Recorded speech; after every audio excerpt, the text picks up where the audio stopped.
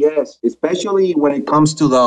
what I would call, or what I think you also call, cultural Marxism, that wants to destroy the essence of European and all like that, especially the European identity, because it is the one that has the longest civilized history and has brings all the, well, I don't really understand why they want to attack it so much, because for me it has brought so much beauty and advancement in,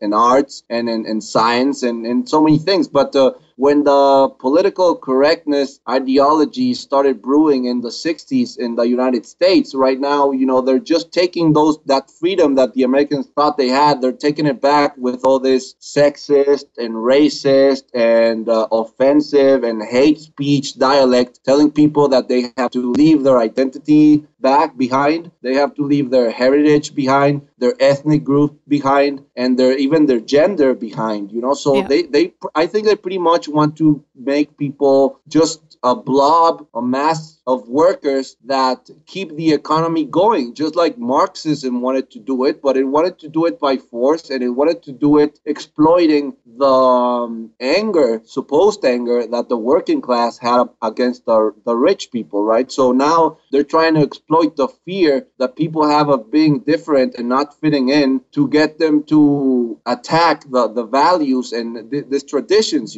because I think that's the spiritual element, that they want to destroy traditio, which is, the essence of identity and of values. It is, or tradición or tradition in English, is basically comes from the instinct and the urge that we have of finding valuable things in life and in spirituality, and then transmitting it to our children and to our grandchildren. That's the basic element of identity, and I think that's what they want to get rid of, and just create this individualistic parasite that only goes to work and gets alone.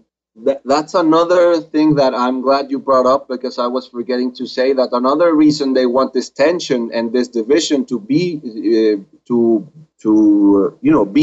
is because they don't want you guys to understand that most of the Mexican immigrants, both legal and illegal, do not have this culture of Marxism with them. They have not been indoctrinated in Berkeley and all the universities that started having this dialectic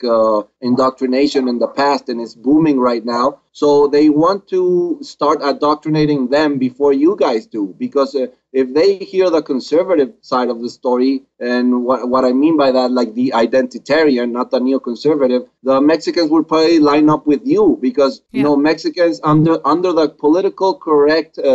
worldview, Mexicans are very racist, they're very sexist, and everything you can imagine, because they're just straight up normal men, and that's politically incorrect right now, and normal women, so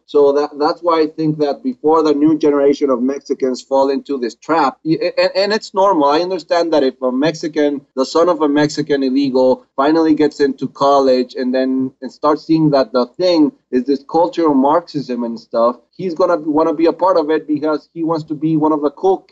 kids. And the cool kids right now are just like those feminists and transgender, I don't know, flippity floppity stuff. And he's just going to adopt it because he wants an identity, because he doesn't know the Mexican one and he doesn't know the traditional American one.